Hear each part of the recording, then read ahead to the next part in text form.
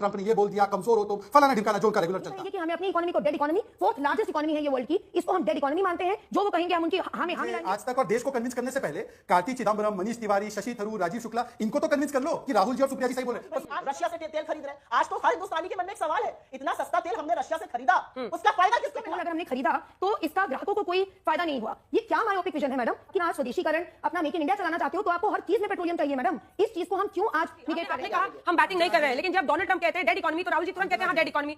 ये हमें हम मिलाना नहीं है तो क्या है? लोगों को बेसिक गुड्स नहीं मिल रहे हैं तो आप कांग्रेस इस समय क्या चाहती है कि क्या हम अपना ये बात मान लें, रशिया से इसको इंपोर्ट करना बंद कर दें ऑयल को और अपनी प्राइसेस बढ़ा लें? क्या आप ये बैटिंग करना चाह रही हैं? और आप एसबीआई का डेटा कोट करती हैं एक तरफ, और जहां एक डेटा कहता है कि हमारी फोर्थ लार्जेस्ट इकोनॉमी है उसको आप रिफ्यूट करती हैं। आप पहले मन में धारणा बना लीजिए कि आपको डेटा को मानना है कि डेटा को रिफ्यूट करना है। जैसे सुप्रिया जी बैठी है, राहुल गांधी है, ये अगर ब्राजील में होते तो ये पता नहीं क्या करते। वहां तो अभी सत्ता विपक्ष लोग थोड़ा सा आगे बढ़ाकर आप सीधे वीडियो के मेन भाग पर पहुंच सकते हैं। प्लीज चैनल को सब्सक्राइब करिएगा कि जो रिएक्शन रहते हैं इस चैनल पर आपको मिलेंगे। मैं मिलता हूं वीडियो के लास्ट में आपको। प्लीज वीडियो को देखिए, अपने कमेंट पे सुझाव दीजिए, चैनल को सब्सक्राइब करिए। जो तलवार नहीं तथ्यों की तोपें लेकर आए थे। बात हो रही थी ट्रंप के उस बयान की जिसमें उन्होंने भारत की इकोनॉमी को कहा डेड इकोनॉमी। अब भला कांग्रेस वाले कब मौका छोड़ते हैं? राहुल गांधी ने उस बयान को पकड़ लिया जैसे बच्चा गुब्बारे को पकड़ता है और लगा दिए सियासी तीर। ट्रंप ने कहा मतलब सच होगा, राहुल बाबा की यही पॉलिसी है। लेकिन जब खुद उनकी पार्टी के कुछ समझदार नेता भी इस बयान से कन्नी काटने लगे, तब राहुल बाबा के इस बयान को लेकर मैदान में कूदी गाली गैंग की महारानी सुप्रिया श्रीनेत। वही चिर परिचित अंदाज, वही ऊंची आवाज, वही खोखली दलीलें। लेकिन आज मामला थोड़ा अलग था। शहजाद पूनावाला ने जैसे ही डिबेट में एंट्री मारी, वैसे ही सुप्रिया जी की स्क्रिप्ट फट गई। फिर आए दिल्ली यूनिवर्सिटी की प्रोफेसर दीप्ति तनेजा और जेएनयू की प्रोफेसर अंशु जोशी। दोनों ने मिलकर ऐसा निचोड़ निकाला कि गाली बाज बाई के शब्द भी लड़खड़ाने लगे। उन्होंने बड़े साफ शब्दों में कहा, भारत की इकोनॉमी आज दुनिया में सबसे तेजी से बढ़ रही है, अमेरिका से भी तेज, और आप हैं कि विदेशी नेताओं के बहाने देश को बदनाम कर रही है। पूरा माहौल गर्म था, लेकिन तथ्यों की ठंडक ने सुप्रिया जी के जोश को ठंडा कर दिया। बिल्कुल वैसा ही जैसे कोई तेज हवाओं में दिए को बुझा देता है। तो आइए देखते हैं कैसे आज की डिबेट में शहजाद पूनावाला, दीप्ति तनेजा और अंशु जोशी ने मिलकर इस गाली गैंग की कप्तान को डिबेट के अखाड़े में चित कर दिया। तो क्या राहुल गांधी का ट्रंप प्रेम कांग्रेस के गले की हड्डी बन चुका है? और क्या सुप्रिया श्रीनेत अब डिबेट में गाली से ज्यादा जवाब ढूंढेंगी? इस डिबेट में अंत तक बने रहिए, क्योंकि ये सिर्फ बहस नहीं, एक आईना है उस राजनीति का जो देश से ज्यादा ट्रंप की तर्जुमानी में जुटी है। तो चलिए शुरू करते हैं आज की महा डिबेट। एक्शन, तर्क और तमाशे से भरपूर। पक्ष कह रहा है कि विदेश नीति विदेश चली गई है और ट्रंप के मामले में दोस्त दोस्त न रहा। ये क्या स्थिति बन गई है टैरिफ पर? जवाब दीजिए। देखिए, विदेश नीति विदेश नहीं गई है, बल्कि पहली बार विदेश नीति जैसे गंभीर मुद्दे पर भी वोट बैंक की और अवसरवाद की राजनीति हो रही है। और जहां तक सवाल है ट्रंप के विषय का, तो मुझे समझ में नहीं आता आज मुझे आईएनसी का नाम बदलकर इंडियन नेशनल कांग्रेस से हटाकर I need confusion, I need contradiction करना पड़ेगा। इस डिबेट पे आने से पहले मैं सुप्रिया जी, क्योंकि इस डिबेट में जुड़ी है, उनका टाइमलाइन देख रहा था। पिछले 24 घंटे में सुप्रिया जी ने 11 टाइम्स ट्रंप के विषय में ट्वीट किया है, ट्रम्पेटियर की तरह। 11 बार ट्रंप ने सही बोल दिया, इकोनॉमी इज डेड, ट्रंप ने ये बोल दिया, कमजोर हो तो फलाना ढिमकाना जो उनका रेगुलर चलता है। परंतु फिर मैंने जाकर कार्ति चिदंबरम का टाइमलाइन देखा और कार्ति चिदंबरम बोलते हैं ट्रंप को सीरियसली नहीं लेना है, ये इंपल्सिव नेता है, ट्रंप के सामने सोबर रहना है, जितना ट्रंप बोले उतना आपको चुप रहकर उनको सीरियसली नहीं लेना है। ट्रंप के जो टैरिफ है वो अमेरिकन को ज्यादा नुकसान करेंगे। फिर मैंने बोला कि चलिए राहुल गांधी जी के टाइमलाइन पर जाते, तो राहुल गांधी जी ने भी ट्रंप के ट्रम्पेटियर की तरह बोला था इकोनॉमी इज डेड। फिर मैंने कांग्रेस के दूसरे टाइमलाइन पर देखा, राजीव शुक्ला सीडब्ल्यूसी मेंबर सांसद बोलते हैं Trump is delusional, economy is thriving. Shashi Tharoor भी ये बोलते हैं। तो मेरा एक सुझाव है सुप्रिया जी और प्रियंका जी से कि मुझे आज तक और देश को कन्विंस करने से पहले कार्ति चिदंबरम, मनीष तिवारी, शशि थरूर, राजीव शुक्ला, इनको तो कन्विंस कर लो कि राहुल जी और सुप्रिया जी सही बोल रहे हैं। आज ट्रंप ने कहा कि भाई रशिया से तेल खरीद रहे हैं। आज तो हर हिंदुस्तानी के मन में एक सवाल है, इतना सस्ता तेल हमने रशिया से खरीदा, उसका फायदा किसको मिला? किस हिंदुस्तानी के लिए पेट्रोल और डीजल कम हुआ क्योंकि 28 बिलियन डॉलर की हमने बचत कर ली? ये सारे सवालों का जवाब कौन देगा? भारत का शुरू से एक मोटो रहा है, हम वासुदेव कुटुंबकम कहते हैं, हम पहला कदम बढ़ाते हैं। अगर हमने दोस्ती का कदम बढ़ाया और सामने वाले को वो दोस्ती का कदम समझ में नहीं आ रहा है, तो क्या आज भी हम पक्ष विपक्ष यही खेलेंगे? जैसा कि अभी हमें अंजना मैडम ने कहा कि क्या हम अभी यही कहेंगे कि हमें अपनी इकोनॉमी को dead economy, fourth largest economy है ये वर्ल्ड की, इसको हम डेड इकोनॉमी मानते हैं। जो वो कहेंगे हम उनकी हाँ में हाँ मिलाएंगे। और ये अमेरिका का जो दोगलापन है ये हम ही नहीं देख रहे हैं, पूरा विश्व देख रहा है। आज जो ट्वीट हुई, आप कह रहे हैं ट्वीटों पे दुनिया नहीं चलती है। मैडम आपका ये कहना, मैं एक अर्थशास्त्री हूं, आप ये कहते हैं कि पेट्रोल अगर हमने खरीदा तो इसका ग्राहकों को कोई फायदा नहीं हुआ। ये क्या मायोपिक विजन है मैडम? कि क्या पेट्रोल केवल एक आपकी गाड़ी चलती है तो उसके लिए यूज होता है? It is the most important raw material intermediate good for anything that you are producing. आप अगर अपना आज स्वदेशीकरण, अपना मेक इन इंडिया चलाना चाहते हो तो आपको हर चीज में पेट्रोलियम चाहिए मैडम। इस चीज को हम क्यों आज निगेट कर रहे हैं? मैं ट्रंप के लिए तो केवल यही कहना चाहूंगी कि ये मुगलों का भारत नहीं है जिसने यहाँ पे कॉलोनियलिज्म होने दिया, ये मोदी जी का भारत है। हम एक संप्रभु भारत, एक संप्रभु देश था, है, और मोदी जी के दौरान में भी ये संप्रभु देश ही रहेगा। इसको कोई विपक्ष इसको निगेट नहीं कर सकता है। ठीक है। मैं केवल यही कहना चाहूंगी। सुप्रिया जी, जब ट्रंप की मार विश्व के अनेकों देश झेल रहे हैं, ऐसे में हम कैसे उनके हाँ में हाँ मिला सकते हैं और उनकी तरफ से बैटिंग कर सकते हैं अपने ही देश? अंजना जी, कोई मूर्ख ही होगा जिसको दिखेगा कि हम उसकी तरफ से बैटिंग कर रहे हैं। यहाँ पर इन्होंने कहा हमारा मायोपिक विजन है। इस देश में इस समय 100 करोड़ लोग ऐसे हैं जो रोज की जरूरत की चीजें नहीं खरीद पा रहे, और आपको पता है कि पेट्रोल और डीजल का महंगा होना, क्योंकि वो सबसे बड़ा ट्रांसपोर्टेशन फ्यूल है डीजल, उसका सीधा प्रभाव चीजों के दाम पर पड़ता है। 100 करोड़ लोग जरूरत की चीजें नहीं खरीद पा रहे। ये मेरी रिपोर्ट नहीं है, ये एसबीआई की इकोनॉमिक रिपोर्ट है। उसका क्या जवाब दीजिए? 2 लाइन में जवाब दीजिए। आप उसका 2 लाइन में जवाब दीजिए, फिर मैं जाऊंगी। लेकिन सुप्रिया जी, आपने कहा हम बैटिंग नहीं कर रहे हैं, लेकिन जब डोनाल्ड ट्रंप कहते हैं डेड इकोनॉमी, तो राहुल जी तुरंत कहते हैं हाँ डेड इकोनॉमी। ये हाँ में हाँ मिलाना नहीं है तो क्या है? आपको नहीं लगता?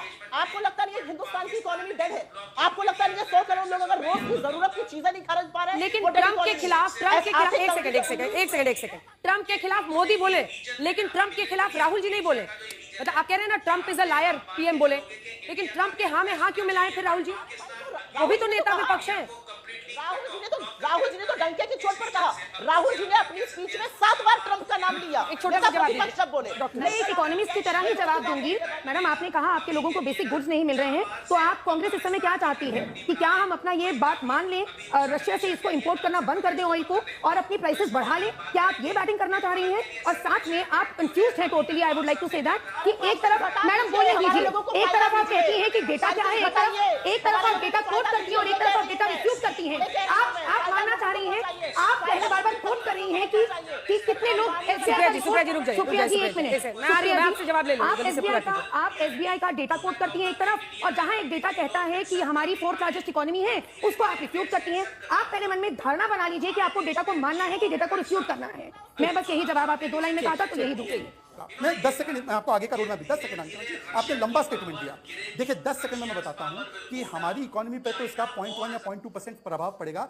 टैरिफ जो लगा रहे हैं वो उनके कंज्यूमर को भरना है, हमें नहीं भरना है। परंतु हमने जो रशिया से तेल खरीदकर 26 लाख करोड़ बचाए, उससे जो इन्फ्लेशन 10-12% होता था वो घटकर आज हमारा 4 से 5% में रहा, और ये इन्फ्लेशन नहीं होने की वजह से हमारी देश की जनता को फायदा हुआ। पर मैं पूछना चाहता हूं अब इनसे कि इनका क्या इंटरेस्ट है कि किस प्रकार से ट्रंप के हाँ में हाँ मिलाते हैं, और ट्रंप ने जो बोला है कि मतलब भारत के उपभोक्ता को सस्ता तेल ना मिले, इसके पक्ष में आप क्यों हैं? और बोल रही सही में सुप्रिया जी ने बहुत रिसर्च करी है। आज वो सुप्रिया तो खुद बोल रही थी कि देश ने, सुप्रिया जी ने कहा कि देश is in good hands economy wise. अरे ट्रंप तक के इन्वेस्टमेंट भारत में बड़े हैं, जो ट्रंप टावर्स और ट्रंप रियल एस्टेट, वो भी 11 मिलियन स्क्वायर फीट बना रहा है। तो केवल कोई मूर्ख ही बोल सकता है भारत में बैठा हुआ कि economy is dead. Rajiv Shukla को कंसल्ट जाकर कर लीजिए। लेकिन हम रूस से तेल, आज भी अजीत डोभाल साहब रूस में है, क्या ये अपने आप में भारत की विदेश नीति की सख्ती नहीं दिखाता है? ये भारत का बहुत संयमित, संतुलित और विजय का हम एक रूप देख सकते हैं उसकी विदेश नीति का। बार बार यहाँ बहुत लंबी चर्चा चली है। अंजना जी, मुझे बोलने के लिए समय दीजिएगा, मैं बोल नहीं पाई अभी तक। तो जो बार बार प्रश्न पूछा जा रहा है कि मोदी और ट्रंप के बीच में क्या हुआ, ये बिल्कुल वैसे ही है जब हिंदी चीनी भाई भाई के नारे लगाए जाते थे, जब हमने प्लेट में से जाकर यूएनएससी की परमानेंट सीट चीन को दी थी और इसके बाद चीन ने भारत पर हमला किया था। मैं इतिहास में नहीं जाना चाहती, बहुत सारे ऐसे ब्लंडर्स है जिसपे हम बहस कर सकते हैं। अभी मैं विषय पर आऊंगी। एक ऐसे देश का राष्ट्रपति जिसको ये नहीं पता कि उसके देश का 5.2 बिलियन का व्यापार रशिया के साथ है, जिसमें 2.5 से 3 बिलियन के वो इंपोर्ट्स ले रहे हैं। इंपोर्ट्स भी किसके? पैलेडियम के, ईवी बनाने के लिए, फर्टिलाइजर्स के और यूरेनियम हेक्साफ्लोराइड के। ये भारत बता रहा है, विद सोर्स बता रहा है, और तब ट्रंप ऐसे रिएक्ट करें कि अच्छा मुझे तो पता ही नहीं था। और वो एक ऐसे देश को डेड इकोनॉमी कह रहा है जो विश्व की सबसे तेजी से बढ़ती अर्थव्यवस्था है, जिसका अभी ग्रोथ रेट 6.4% का है, यूएस का ग्रोथ रेट 2.8% का है, पाकिस्तान को 2.7% का है। एक ऐसा देश जो 1,23,000 स्टार्टअप्स के साथ वैश्विक राजनीति में, वैश्विक इकोनॉमी में बहुत दृढ़ता के साथ खड़ा है। 2014 में हम 10वें पायदान पे थे अंजना जी, हम 4थे पायदान पर आ गए अर्थव्यवस्था की दृष्टि से। तो यहाँ पर यदि हम फैक्चुअल बात करें तो हमें यह देखना चाहिए कि ट्रंप ने अपने अंदरूनी कारणों से वो बार-बार अलग-अलग टर्फ्स पर फ्लॉप हो रहे हैं। इसीलिए वो ये टैरिफ की जो धमकी और टैरिफ जो इंपोज कर रहे हैं वो सिर्फ भारत पे नहीं कर रहे हैं। ये जो यहाँ पर जैसे सुप्रिया जी बैठी हैं, राहुल गांधी हैं, ये अगर ब्राजील में होते तो ये पता नहीं क्या करते। वहां तो अभी सत्ता, विपक्ष, लोग, एनजीओ सब एक होकर के वहां ट्रंप का विरोध कर रहे हैं। और हमारे यहाँ ये देखना बहुत दुर्भाग्यपूर्ण है कि हमारे यहाँ से सुर्री छोड़ी जाती है और उस सुर्री को ट्रंप पकड़ के और फिर एक नया स्टेटमेंट दे देते हैं। तो हमको ये समझना होगा कि जो ट्रंप ने किया है वो क्यों किया है। वो सिर्फ भारत के परिप्रेक्ष्य में नहीं नहीं है। वो वैश्विक राजनीति में अभी अमेरिका की जो स्थिति है वो किसी युद्ध को नहीं रुकवा पाए। जो इंटरनल इकोनॉमिक चैलेंजेस अभी ट्रंप फेस कर रहे हैं, सुप्रिया जी जरा अमेरिका के डेटा उसको भी देख लें, वहां पर अनएम्प्लॉयमेंट का क्या रेट है, पर कैपिटा इनकम का क्या रेट है, वो कुछ सोर्सेस बता रही थी, वो लेटेस्ट डेटा देख लें, विद सोर्सेस देख लें, वहां पर ट्रंप की क्या स्थिति है। तो स्थिति ये है कि खुद के घर शीशे के हैं और दूसरों के घर पर ट्रंप पत्थर फेंक रहे हैं। बिल्कुल। It's not going to work. बिल्कुल। और प्रोफेसर जोशी, दिलचस्प ये है कि ऑनलाइन कंपनियों ने ये कहा कि हम अमेरिका में पहले वो दाम लिखेंगे जो पुराने टैरिफ से था, और अब नए टैरिफ के बाद जो दाम है वो लिखेंगे, ताकि जनता को पता तो चले कि उन पर टैरिफ की वजह से महंगाई कितनी बढ़ रही है, उनको कितना ज्यादा। चीन भी यही कह रहा है कि आप दोनों प्राइस उस पर लिखिए ताकि जनता को पता चले। डॉक्टर तनेजा, आपके पास आते हुए देखिए, लेकिन ये चैलेंज तो अब है, ये टैरिफ वाला चैलेंज है, उसका जवाब आ रही हूं, आप दोनों के पास आ रही हूं एक कमेंट इनसे लेते हुए। चैलेंज है, अब ऐसे में क्या करना होगा, मतलब सरकार को भी इसको हैंडल करना होगा, क्या हम उसके लिए एक प्लान के साथ बढ़ रहे हैं, इसमें क्या स्ट्रैटेजी होनी चाहिए?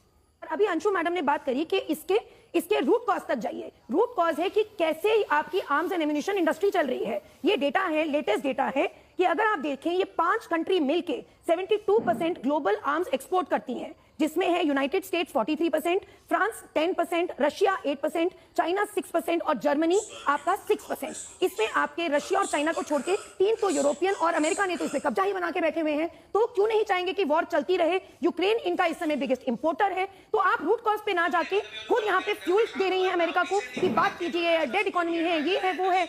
आप किस तरफ है मैं ये नहीं समझ पा रही। मैडम आखिरी बोलना चाहूंगी कि मैं सोच रही थी कि ट्रंप के लिए इस समय हमारी रामधारी सी दिनकर जी की एक बात चलती है। दोस्तों, ये वीडियो यहाँ पर होता है खत्म। प्लीज चैनल को सब्सक्राइब करिएगा और अपने सुझाव दीजिएगा कि हम अपनी वीडियो में क्या सुधार कर सके। जय हिंद। अजीत डोभाल साहब ने बहुत ही इंपॉर्टेंट स्टेटमेंट दी है। पहले तो उन्होंने ये कहा है कि आतंकवाद को लेकर